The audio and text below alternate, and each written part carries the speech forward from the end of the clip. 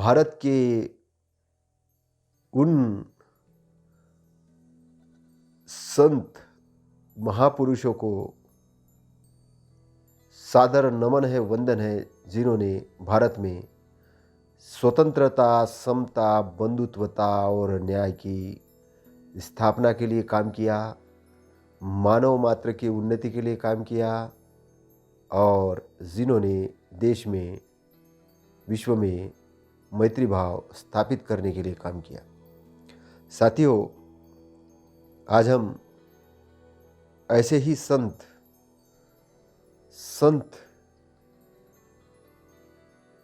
रविदास, इनके वाणी को लेकर आपके समक्ष कुछ महत्वपूर्ण बातचीत करने वाले हैं। और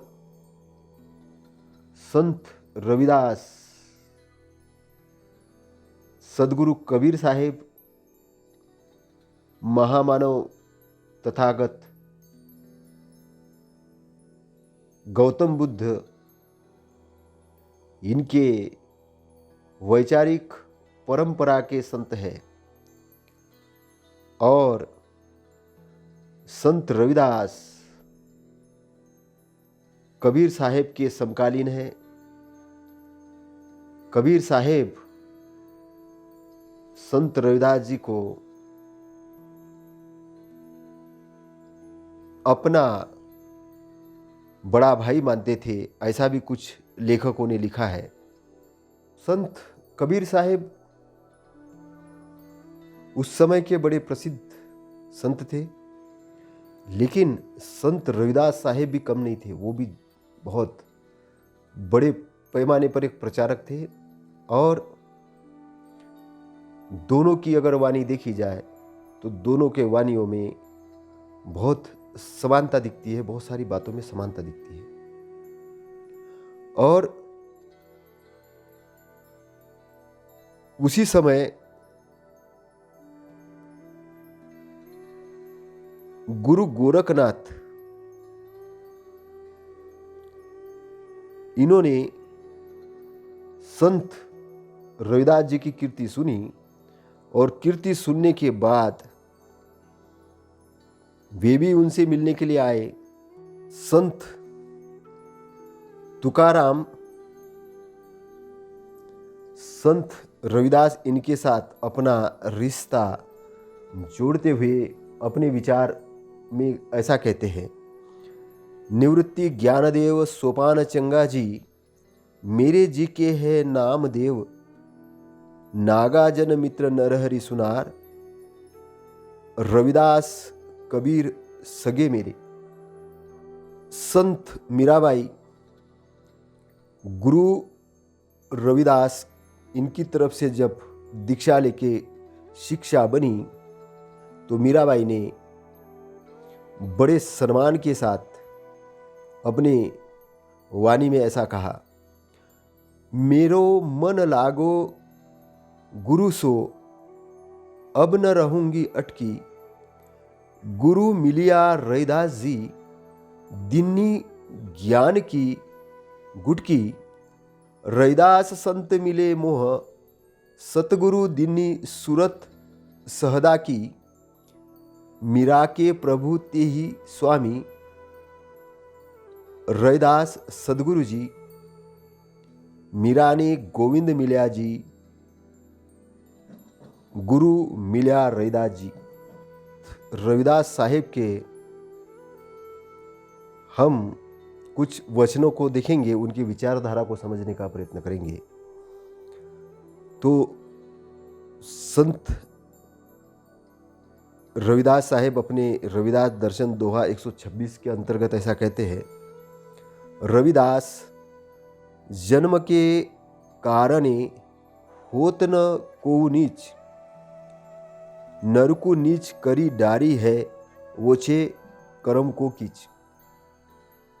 तो रविदास साहेब कहते हैं कि जन्म के कारण कोई नीच नहीं होता है। नीच आदमी कर्म के कारण, अगर वो बुरे कर्म करता है जन्म लेने के बाद, तब वो नीच होता है। जन्म के कारण कोई नीच नहीं होता है। मतलब जन्म के कारण, जिसने भी ऐसे शास्त्र लिख के रखे हैं कि जन्म के कारण कोई नीच होता है, उस पर वो कटाक्ष इस वाणी के माध्यम से करते हैं। आगे रविदास दर्शन दोहा 128 के अंतर्गत में गुरु रविदास साहब कहते हैं, जात जात में जात है जो केलन में जात, रविदास न मानुष जुड़ सके जो लो जात न जात। तो रविदास साहेब ये कह रहे हैं कि बंधु भाव निर्माण करने के लिए जाति व्यवस्था का नष्ट होना बहुत जरूरी है, क्योंकि जाति व्यवस्था ऐसी दिखती है लोगों को कि जैसे केले का जो एक पेड़ होता है केले वाला, और उसके एक पत्ते में दूसरा पत्ता और दूसरे में तीसरा पत्ता और पत्ते के ऊपर पत्ता ही दिखता है, ऐसी आज की समाज व्यवस्था हो गई है। तो ये जब तक ये जात नष्ट नहीं होगी तब तक एक मनुष्य दूसरे मनुष्य के साथ बंधु भाव से नहीं रह सकेगा। रविदास एक बूंद से भयो सब विस्तार, मूर्ख है जो करत है वर्ण अवर्ण विचार, रविदास इक ही के नूरते जिमी उपजो संसार, ऊंच नीच किस विधि भयो ब्राह्मण अरु चमार।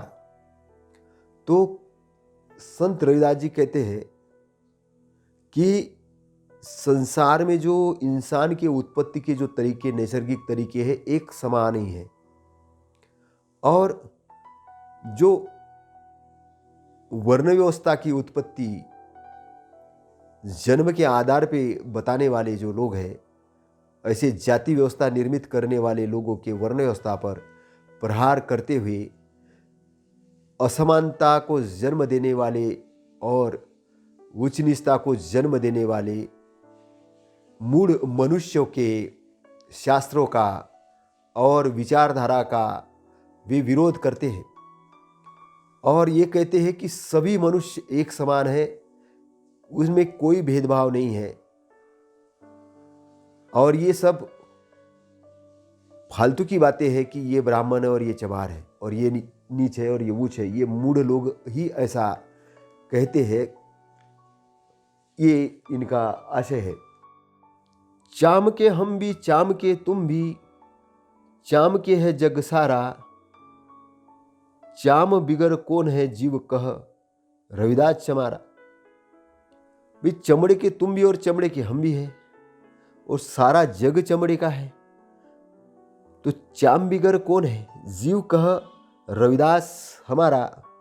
अभी तो जीव है, ये हाड़ मांस तो सभी के अंदर में है और चमड़ा सभी के ऊपर है, तो फिर ऊंच नीच किस प्रकार की है, क्यों है, ये सवाल संत रविदास साहेब पूछ रहे हैं। जहां देखो वहां चाम ही चाम, चाम के मंदिर बोलत राम, चाम की गऊ चाम का बछड़ा, चाम की धुनी चाम का ठाड़ा, चाम का हाथी चाम का राजा, चाम के ऊट पर चाम का बाजा, कहत रोहिदास सुनो कबीर भाई, चाम बिना देह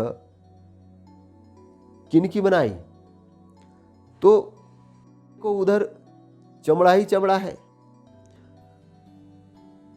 राम के मंदिर में भी चमड़ा है, और चमड़े के शरीर रूपी मंदिर में राम ही बोलता है। चमड़े की गाय है और चमड़े का ही बछड़ा है, और चमड़े का ही ढोल बजाकर संगीत भी बजाया जाता है, और दुनिया के अंदर चमड़े से ही सबकी उत्पत्ति है।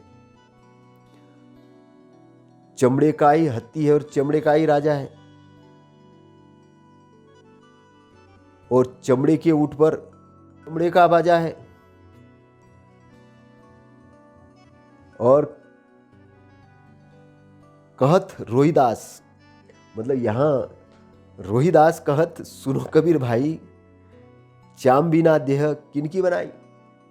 तो रोहिदास कहत रोहिदास सुनो कबीर भाई, कहत रोहिदास सुनो कबीर भाई, चाम बिना देह किसकी बनाई, चाम के बिना देह किसकी बनाई है। आगे रविदास दर्शन दोहा 129 के अंदर में है, रविदास ब्राह्मत मत पूजिए जऊ होवे गुणहीन, पूजी है चरण चंडाल के जऊ होवे गुण प्रवीण। तो यहाँ पर गुण की बात हो रही है, जन्म की बात नहीं। अभी पूजा जो जाता है, तो रविदास कह रहे हैं, रविदास साहब कह रहे हैं कि ब्राह्मण को मत पूजिए जो होवे गुणहीन। गुणहीन अगर ब्राह्मण है, वेश्यागमन करता है, शराब पीता है, झगड़ालू है, चोरी करता है, डाका डालता है, गलत काम करता है और खुद को ब्राह्मण कहता है, उसको मत पूजिए। लेकिन अच्छे कर्म करता है, वो चांडाल भी है, वो अच्छे कार्य करता है, उसके कर्म अच्छे, तो उसको पूजो। क्योंकि प्राधान्यता गुणों को मिलना चाहिए, ऐसे रविदास, संत रविदास कह रहे हैं, प्राधान्यता गुणों को मिलना चाहिए। क्योंकि गुण से ही आदमी बड़ा और छोटा होता है, कर्म से ही आदमी बड़ा और छोटा होता है, जन्म से नहीं।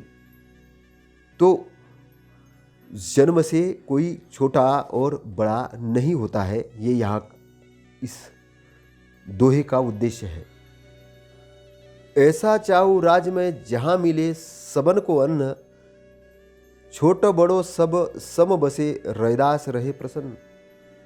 तो रविदास कब प्रसन्न रहेंगे, जब ऐसा राज आएगा कि जिसमें सबको अन्न मिलेगा और सम बचे, सम बने मतलब सबके अंदर में बंधुभाव निर्माण होगा, सबके अंदर में बंधुभाव निर्माण होगा, जाति व्यवस्था वर्ण व्यवस्था खत्म होगी, उस समय रविदास प्रसन्न हो जाएंगे। मतलब एक गणतंत्रवादी सोच के संत रविदास साहेब है। पराधीनता पाप है जान ले रे मित, रविदास पराधीनता से कौन करे है प्रीत। तो ये रविदास दर्शन दोहा 192 के अंदर में है कि कौन करे है प्रीत किससे, पराधीन दास पराधीन सो, रविदास दास पराधीन सो कौन करे है प्रीत। तो पराधीनता यानी परतंत्रता पाप है, जान लेहुरे मित, पराधीनता मतलब परतंत्र अर्थात गुलाम बने रहना पाप है। आप वर्ण व्यवस्था जाति व्यवस्था के अगर गुलाम हो तो पाप है। ये मित मतलब मेरे सगे संबंधी रिश्तेदार दोस्तों ज्ञानवान लोगों जान लो रे, पराधीनता पाप है, पराधीन रहना पाप है। क्योंकि गुलाम होता है उसका कोई आजादी का धर्म नहीं होता है, गुलाम का धर्म और गुलाम बनाने वालों का धर्म एक नहीं होता है। इसलिए जान लो कि वो धर्म को, उन पराधीनता को मानना छोड़ दो, उन विचारधारा को मानना छोड़ दो जो तुम्हें गुलाम बनाती है, जो एक मनुष्य और दूसरे मनुष्य में भेद निर्माण करती है।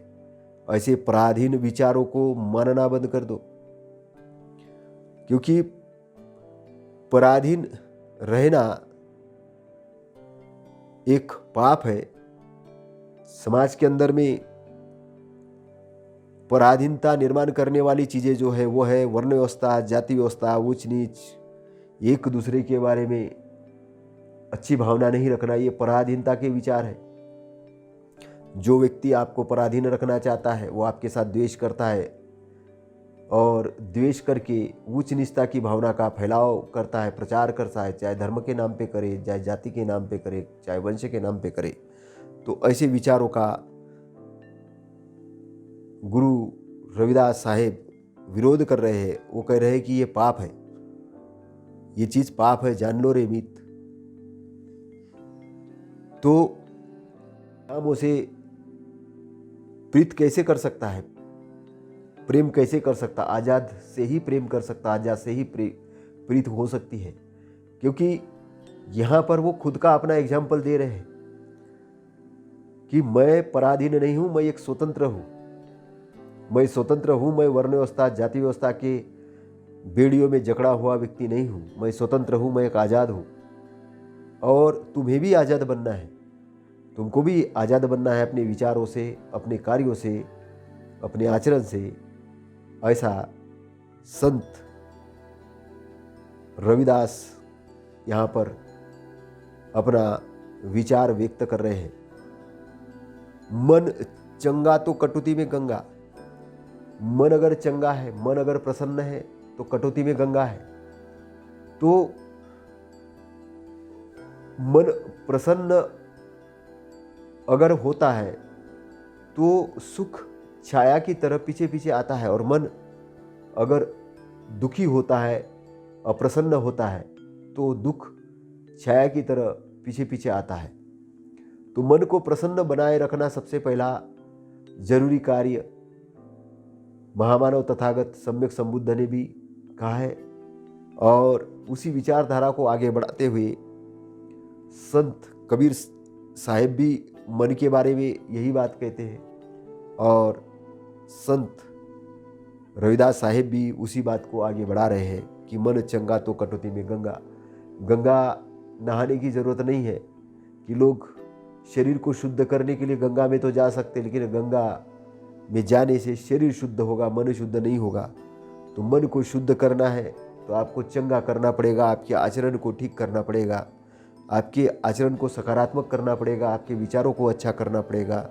और आप अपने विचारों को जब अच्छा कर लेते हो, अच्छा बना लेते हो, तब आपका मन चंगा हो जाता है, अच्छा हो जाता है। और जब मन चंगा हो जाता तो आप अपने बाथरूम में भी नहा लो तो गंगा में नहाने जैसा हो जाएगा। तो ये एक तरीके का गंगा में नहाने का जो लोगों का एक जो सोच है कि गंगा में नहाने से हम पवित्र हो जाते हैं, विचारधारा को भी जगाने का कार्य कर रहे हैं। उस विचारधारा वालों को भी ये बता रहे हैं कि तुम इस गुलामी में मत फंसो, तुम उस गुलामी से आज़ाद हो जाओ। मन अगर चंगा है तो कटौती में ही गंगा है, तुम्हारी कटौती में ही गंगा है। ये इसका तात्पर्य है और आशय है। चारों वेद किया खंडोती, जन रविदास करे दंडोती। चारों वेद किया खंडोती, चारों वेदों का जो खंडन करता है, जिसने चारों वेदों का खंडन किया है, जन रविदास करे दंडोती। मतलब रविदास साहब क्या कह रहे हैं कि मैंने चारों वेदों का खंडन कर लिया। चारों वेदों का खंडन का मतलब है कि ये ईश्वर प्रमाणित नहीं है। कुछ लोग ऐसा प्रचार प्रसार करते थे कि ये ईश्वर प्रमाणित ग्रंथ है, ये किसी इंसान ने नहीं लिखे हैं। तो इसका वो खंडन करते कि चारों वेद की अखंडोती, जन रविदास करे दंडोती। जन मतलब लोग तब रविदास को दंडवत प्रणाम करते, क्योंकि वो जानते हैं, खंडन करते हैं, तब जन रविदास करे दंडोती। तो यहाँ पर जो बात कहने की है वो मेन ये बात है कि किसी भी शास्त्र को प्रमाण नहीं मानना, अपने बुद्धि को प्रज्ञा को प्रमाण मानना, और खुद एनालिसिस करना, सही गलत का पता करना, और सही गलत का पता करके सही को अपनाना, गलत को छोड़ देना, ये इसका तात्पर्य है। क्योंकि शास्त्र को प्रमाण मानकर लोग शास्त्र के अनुसार जीवन जीते हैं और अपने बुद्धि को कहीं न कहीं वो परतंत्र बना देते हैं, और उसके कारण उनका जो नैतिक विकास है, इंटरनली विकास है, डेवलपमेंट, ये नहीं हो पाता है। इसीलिए ये शास्त्र को प्रमाण नहीं मानने के बारे में तथागत सम्यक संबुद्ध ने भी यही बात कही है। तथागत ने भी यही बात कही है कि शास्त्रों को प्रमाण न मानो, शास्त्रों को प्रमाण नहीं मानो। ये बात तथागत सम्यक संबुद्ध ने भी ऐसा ही इसी लाइन पे बात कही है। रविदास मधुरा का पीजिए, जो चढ़े चढ़े उतराए, नाव महारस पीजिए, जो चढ़े नहीं उतराए। तो यहाँ शराब के बारे में कह रहे हैं कि ऐसा मदिरा का पी रहे कि जो बार बार पीते हो फिर उतर जाती है। ऐसा नशा करो कि जो एक बार पी लो तो जो उतरे ही नहीं। तो कहने का तात्पर्य यहां पर है कि जो समता और असमता की बात है, समता और असमता, असंतुलित होना एक नशे का काम है। व्यक्ति को जब चिंता होती है, दुख होता है, तब वो नशा करता है। व्यक्ति जब बहुत ज़्यादा उत्साहित होता है तब भी नशा करता है। नशा करने वाले लोग अलग अलग बहाना लगाते हैं कि आज हम नशा इसलिए कर रहे हैं कि आज बहुत खुशी है, आज दुख हो गया इसलिए खुशी, कि शादी है तो नशा कर रहे हैं।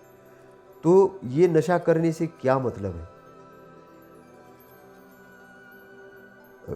रविदास साहब ये कह रहे हैं कि ये सब नशा करने से क्या मतलब है?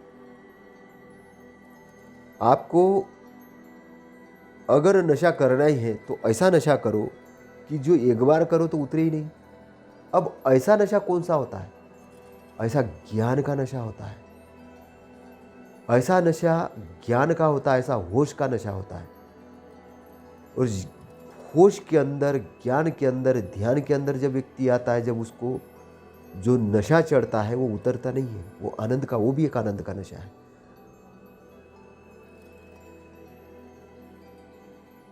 तो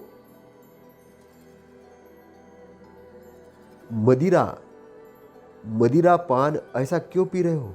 मदिरा पान ऐसा क्यों कर रहे हो जिससे शरीर नष्ट हो रहा है? मदिरा तो ऐसा करो, ऐसा मदिरा पान करो, ऐसा ज्ञान का मदिरा पान करो कि आपका शरीर अच्छा बने, जीवन अच्छा हो, और ऐसा जीवन हो कि आप उस जीवन का आनंद ले सके। वहाँ पे दुख दुख वाली कोई चीज़ नहीं हो, वहाँ पे आनंद ही आनंद रहे। और ऐसा जो नशा है वो ज्ञान का नशा है। जब आपके जीवन से सारा दुख हट जाता है, जब आपके जीवन से सारा दुख हट जाता है, और जब आप उस परम सत्य को प्राप्त करते हैं, परम ज्ञान को प्राप्त करते हैं, परम ज्योति को अंदर से प्राप्त करते हैं, तब शरीर रूपी इस दुख से आपका रिश्ता छूट जाता है। हालांकि शारीरिक दुख रहेगा जब तक आपका शरीर है, लेकिन वो दुख भोगते हुए भी आप आनंद के अंदर रह सकते हो, क्योंकि मानसिक दुख से आपकी समाप्ति हो जाएगी। मानसिक दुख से आपकी समाप्ति हो जाएगी। और शराब भी आप मानसिक दुख को दूर करने के लिए तो पीते हो।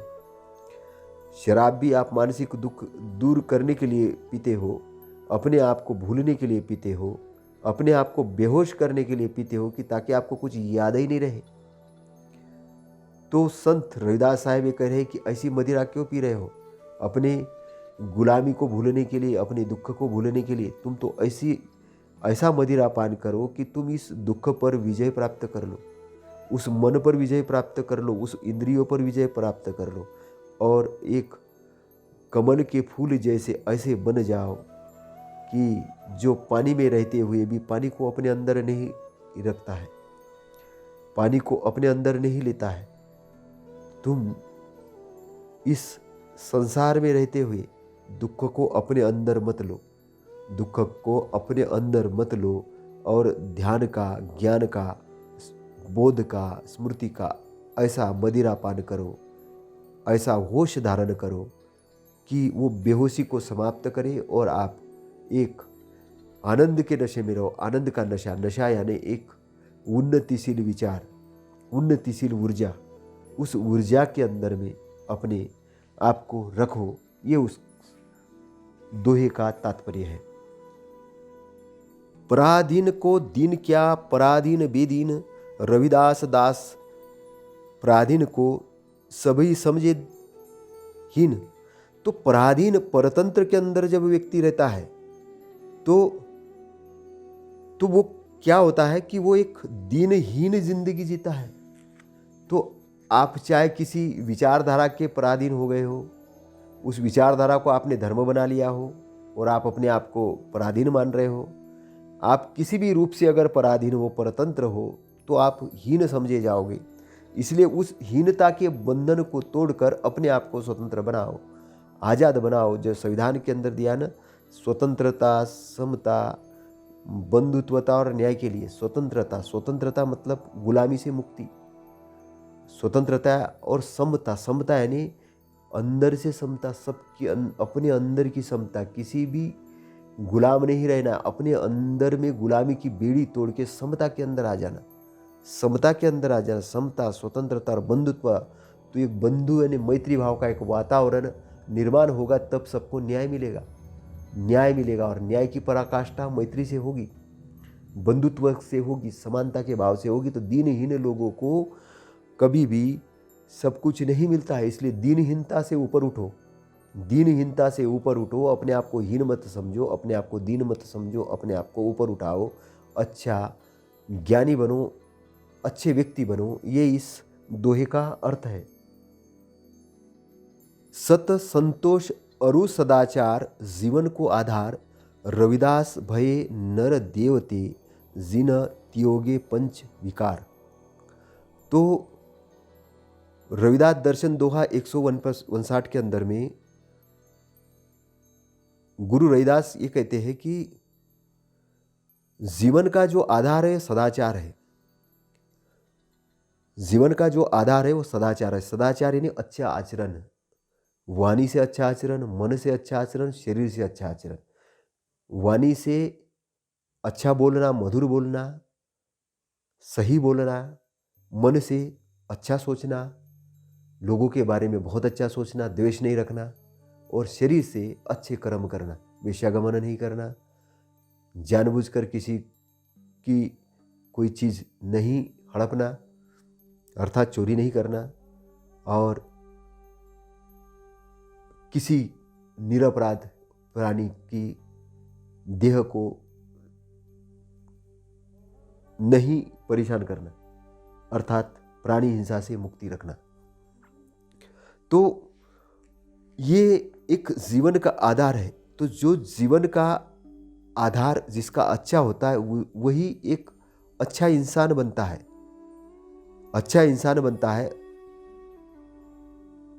तो सत्य संतोष अरु सदाचार जीवन को आधार, रविदास भये नर देवते जिन त्यागे पंच विकार। तो 5 प्रकार के विकार, 5 प्रकार के जो विकार है, विकार यानी कौन किस प्रकार के विकार होते हैं मन के अंदर में? जो क्रोध होता है, द्वेष होता है, आसक्ति होती है, एक मूढ़ता होती है। तो ये जो इस प्रकार के जो विकार है, तो ये विकार या अहंकार, घमंड है, इस प्रकार के जो विकार जब मन से निकल जाते हैं तब व्यक्ति देव स्वरूप यानी देव यानी एक अच्छा व्यक्ति बन जाता है, अच्छा इंसान बन जाता है। वो एक नर बहुत अच्छा इंसान माना जाता है, ऐसा संत रविदास साहेब यहाँ पर कह रहे हैं। जो कोई लोरे परम सुख तऊ राखे मन संतोष, रविदास जहाँ संतोष है तहाँ न लागे दोष। तो मन में संतोष का मतलब क्या है? संतोष कैसा रखना चाहिए? परम सुख से। परम सुख कैसे आता है? अच्छा आचरण से। अच्छा आचरण कैसे? अच्छे कर्म करने से। तो अच्छे कर्म करना चाहिए, अपना लक्ष्य ऊंचा रखना चाहिए, अच्छे कार्य करना चाहिए, और अच्छा कार्य करके उस कार्य में जब सफल हो जाते हैं तब आंतरिक मन में परम सुख आता है, परम संतोष आता है। तो जिसको परम संतोष होता है उसको कोई दोष नहीं लगता है, क्योंकि उसके अंदर बुराई रहती नहीं है, बुराई बाहर निकल जाती है। तो ये इसका तात्पर्य है। रविदास सत्य करी आसरे, सदा सत्य सुख पाए, सत्य ईमान नहीं छोड़िए, जग जहाँ जऊ जाए। तो सुख कौन पाता है? सदा सुख कौन पाता है? सुख सत्य का व्यक्ति पाता है, जो सत्य को जानता है। तो अपनी बुद्धि को विकसित करो, अपने ज्ञान को विकसित करो, अपनी प्रज्ञा को विकसित करो, अपना डेवलपमेंट करो, कि ताकि तुम सत्य और असत्य का पता कर सको, और सत्य और असत्य का पता करके सत्य को तुम ग्रहण करो। धम्मपद के अंदर भी ये बात आती है कि जो सत्य को सत्य जानते हैं और असत्य को असत्य जानते हैं उनको ही सत्य की प्राप्ति होती है। लेकिन जो सत्य को असत्य जानते हैं और असत्य को सत्य जानते हैं, ऐसे दृष्टि भ्रमित, दिग्भ्रमित और लोग हैं, उन्हें सत्य की प्राप्ति नहीं होती है। तो सत्य को सत्य जानो। तो सत्य के परीक्षण के भी कुछ नियम है। सत्य का क्या है? पहले जानो, जानने के बाद उसको एनालिसिस करो, इन्वेंशन करो, उसका पता करो कि ये सोर्सेस करो उसके पता कि ये बात सही है या गलत है। फिर सही है तब उसको ग्रहण करो, फिर निर्णय लो। तो निर्णय लेने से पहले जानना, छानना, फिर मानना, ये बहुत महत्वपूर्ण है। ये नहीं मानना, क्योंकि यहाँ पर जो व्यक्ति गुलाम हुआ है वो इसलिए गुलाम नहीं हुआ है कि वो गुलाम रहना चाहता है या गुलाम है। गुलाम इसलिए हुआ कि उसने किसी चीज़ को जाना नहीं, फिर जाना नहीं और अंधे जैसे मान लिया, अंधे जैसे अनुसरण कर लिया। किसी ने बोल दिया कि तुम इस जात में पैदा हो तो मान लिया, उसने बोल दिया तुम इस धर्म के तो मान लिया। तो जैसे जिसने बोला उसने मान लिया, लेकिन परीक्षण नहीं किया। तो परीक्षण वाली बुद्धि आना बहुत ज़रूरी है। और जब परीक्षण वाली बुद्धि आएगी तब सत्य का पता चलेगा। और सत्य का जब पता चलेगा, सत्य का जब आचरण करोगे, तो सत्य का आचरण करने के कारण आप पराधीन नहीं हो सकते हैं, दुखी नहीं हो सकते और सत्य सुख ही प्राप्त करेगा। तो दुनिया जिधर जाएगी उधर जाए, लेकिन तुम अपना ईमान यानी सत्य को मत छोड़ो, सत्य को मत छोड़ो, है ना। सत्य ईमान नहीं छोड़िए, सत्य का प्रमाणित मानकर सत्य का ईमान नहीं छोड़िए। जीवन एक प्रमाणित पने ईमानदारी से जीने की ज़रूरत है। और सत्य के मार्ग को तो तथागत ने भी जो मार्ग दिया है, तथागत गौतम बुद्ध ने कौन सा मार्ग दिया? सम्यक मार्ग। सम्यक यानी सत्य, सम्यक यानी सत्य परीक्षण करके, राइट। सम्यक का मतलब होता है राइट, सत्य का मार्ग, सत्य का मार्ग। और संत रविदास साहिब भी वही चीज़ कह रहे हैं।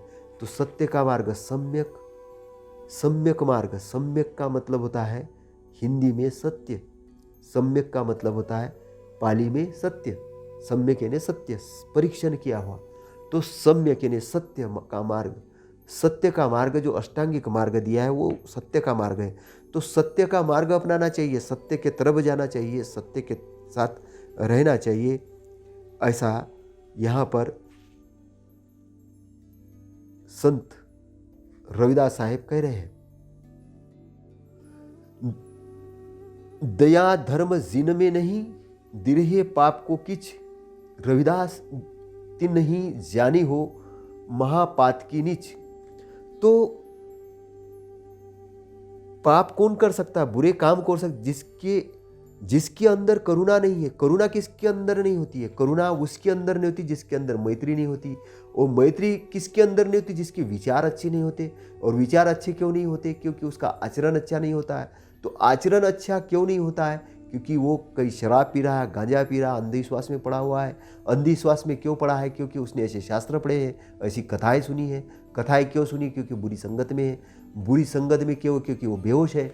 और बेहोश क्यों है? क्योंकि उसके जीवन का उद्देश्य ही नहीं पता, वो जानवर जैसा जीवन जी रहा। तो ये सारी एक घटना से दूसरी घटना का निर्माण होता है, एक घटना से दूसरी घटना का निर्माण होता है। तो दया धर्म जिन में नहीं, दिरहे पाप को किच, कोई भी पाप कर सकता है। जिसमें दया धर्म नहीं है वो कोई भी पाप कर सकता है।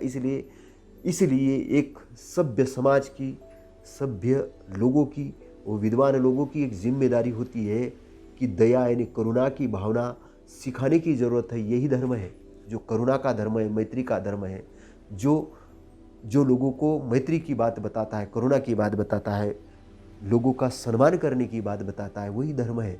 और ऐसा धर्म जो वर्ण व्यवस्था और जाति व्यवस्था से ग्रसित नहीं है, वह है असली धर्म, मानवता का धर्म। ऐसे धर्म का प्रचार प्रसार करो। नहीं प्रचार प्रसार करोगे तो अधर्मी जो वर्ण व्यवस्था को मानते हैं, जाति व्यवस्था को मानते हैं, ऐसे अधर्मी लोग कोई भी पाप कर सकते हैं, किसी भी प्रकार का पाप कर सकते हैं, किसी भी प्रकार की मानवता को हानि कर सकते हैं। तो इसके लिए सचेत करने की बात संत रविदास साहिब कह रहे। तो सबका अगर भला है, सबका अगर मंगल करना है, सबको शांति से रखना है, तो दया का धर्म का प्रचार प्रसार करने की ज़रूरत है। दया ही धर्म है। धर्म का मतलब जो व्यक्ति धारण करता है, तो दया को धारण करो, प्रेम को धारण करो, मैत्री को धारण करो, अच्छाई को धारण करो। तो अच्छाई को धारण जब करोगे तो वो तुम्हारा धर्म बन जाएगा। और जो तुम्हारा धर्म बनेगा तो तुम अच्छाई की तरफ जाओगे, कोई पाप नहीं करोगे। रविदास दिन निहा जानी हो महापात की नीच। तो धर्म के नाम पे जो कुछ गलत कार्य होते हैं वो एक नीच कार्य है। धर्म के नाम पे गलत कार्य नहीं होने चाहिए। लोग धर्म के आड़ में गलत कार्य करते कि ये धर्म है हमारा। तो धर्म, लोगों को धर्म की व्याख्या पता होती नहीं है। धर्म का मतलब होता है कि आपने जो विचार धारण किए, अब आपकी जिस विचार के कारण अवनति हो रही, विचार आप क्यों धारण करोगे? वो विचार धारण नहीं करना चाहिए ना। कोई बोले कि ये धर्म का विचार है हमारे, किसी ने किताब में लिख दिया, प्रिंट कर ली किताब, किसी ईश्वर के नाम पे, परमेश्वर के नाम पे, किसी संत के नाम पे, किसी विद्वान के नाम से, तो क्या आपको मानना चाहिए? बिल्कुल नहीं मानना चाहिए। किसी के भी नाम पे लिखी हो, कोई भी लिख सकता है। प्रिंटिंग करने में क्या टाइम लगता है? कोई भी गलत प्रचार कर सकता है। तो लेकिन आपको सही और गलत का पता करके सही अपनाना चाहिए, क्योंकि कोई भी महापुरुष, कोई भी विद्वान पुरुष, कोई भी संत गलत कार्य नहीं करता। ये बात आपको ध्यान रखने की ज़रूरत है। गलत कार्य करते हैं उसको मानने वाले, वो उसके नाम का फ़ायदा उठाकर ऐसे शास्त्र लिखते हैं, ऐसे दिग्भ्रमिक शास्त्र लिखते हैं और वो शास्त्र का प्रचार प्रसार धर्म के नाम पे करते हैं। तो इसलिए किसी भी शास्त्र का, किसी भी वाणी का परीक्षण होना चाहिए, स्वयं आपको परीक्षण करना चाहिए। परीक्षण के कुछ बिंदु हैं, उस बिंदु को जानना चाहिए। वो बिंदु क्या है? वो मैत्री वाले हो, प्रेम वाले हो, प्रेम बढ़ाने वाले होने चाहिए, मैत्री बढ़ाने वाले होना चाहिए, उन्नति के लिए होना चाहिए, सब मानवों के, सबके उन्नति के लिए होना चाहिए, करुणा के होने चाहिए, मुदिता के होने चाहिए, इन्हें प्रसन्न करने वाले होने चाहिए, अच्छाई की प्रशस्ति करने वाले होने चाहिए। तो ऐसी अच्छी बातों को प्रश्रय देने वाला काम, संरक्षण करने वाला काम धर्म करता है, तो वही धर्म होता है, बाकी धर्म नहीं है। तो तथागत ने अपने धम्म को सद्धम्म कहा है, सद्धम्म धम्म है। तो जो व्याख्यात किया है, सुव्याख्यात किया है, वो क्या किया है कि मेरी जो बातें हैं ये सुव्याख्यात है। और संत रविदास साहेब अपने समय से पहले ही चले गए इस धरती से, और उसके कारण बहुत बड़ी समाज की हानि हुई है। लेकिन उनकी जो बातें हैं, उन्होंने जो दोहे लिख के रखे हैं, वो एक मार्गदर्शन करने का काम करते हैं। तो ये एक बड़ी भूमिका निभाने का काम करते हैं। तो संत रविदास साहेब, संत कबीर साहेब की जो वाणी है, ये तथागत गौतम बुद्ध के लाइन ऑफ थिंकिंग पर है। तो तथागत का जो धम्म है वो इसी लाइन पर है। तो तथागत के धम्म के शरण में सबको जाने की ज़रूरत है, समझने की ज़रूरत है। तार्किक बातें हैं और सारे मानवों को, सारे मानव मात्र की उन्नति के लिए, देश की उन्नति के लिए, समाज की उन्नति के लिए, सबके अंदर बंधुभाव निर्माण करने के लिए बातें हैं। तो इन सब बातों को ध्यान में रखते हुए इन अच्छी बातों का हम सबको प्रचार प्रसार करने की ज़रूरत है, ताकि हमारा परिवार एक उन्नतिशील परिवार बने। हमारे परिवार के अंदर में, सबके परिवार के अंदर एक शांति का वातावरण निर्माण हो, हमारे मोहल्लों में एक अच्छा शिक्षित वातावरण निर्माण हो, हम एक दूसरे के लिए उन्नति का मार्ग खोलें और शासन सत्ता के अंदर में अच्छे लोगों की भूमिका हो।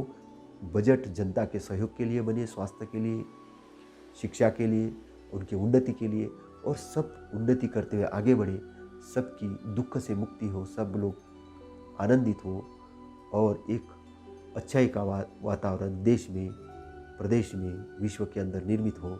इसी मंगल कामना के साथ आपसे विदा लेता हूँ। नमो बुद्धाय। जय रविदास साहेब, जय कबीर साहेब, जय भीम, जय भारत।